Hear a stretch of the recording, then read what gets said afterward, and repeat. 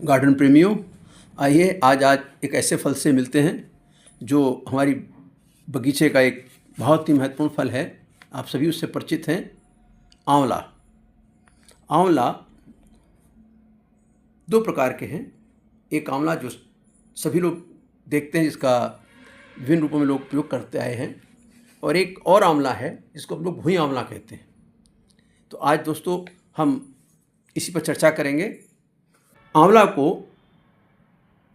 अमृत फल भी कहा जाता है। इसका प्रयोग कई ढंग से होता है, लेकिन कहाँ कहाँ होता है। ये तिफला का एक घटक है, पेट के रोगियों का डॉक्टर है, वैद्य है, विटामिन सी का भंडार है, फाइबर का धनी है, लीवर का सुधारक है,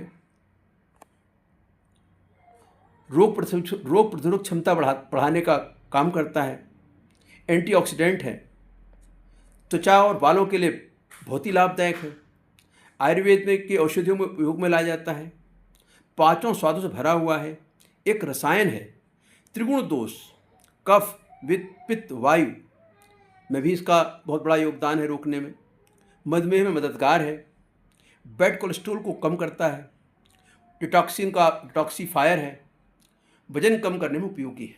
ये हमारे आंवले के गुण हैं। एक और आंवला है भुई आंवला। ये खरपतवार है, मुफ्त में मिलने वाली औषधि है। आजकल बरसात के दिनों में आपको खेतों में, आप अगर गार्डनिंग करेंगे तो आपके गमलों में उगा हुआ दिखाई देगा। ये छोटा वार्षिक वर्षा काल में खेतों में खरपतवार के रूप में उगने वाला 30 से 60 सेंटीमीटर ऊंचा एक पौधा है। इसको अगर एक नज़र में देखें तो गुर्दे और जिगर की सेहत के लिए बहुत उपयोगी है। पथरी निकालता है, जलन, मधुमेह में उपयोगी। पौधा पूरी तरह से परिपक्व होने पर ही काटा जाता है। एक जड़ी बूटी है।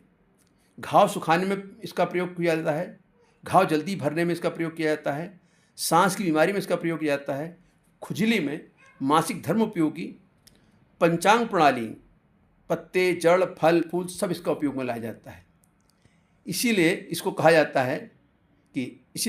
है कि बड़े मियाँ छोटे मियाँ सुभान अल्लाह।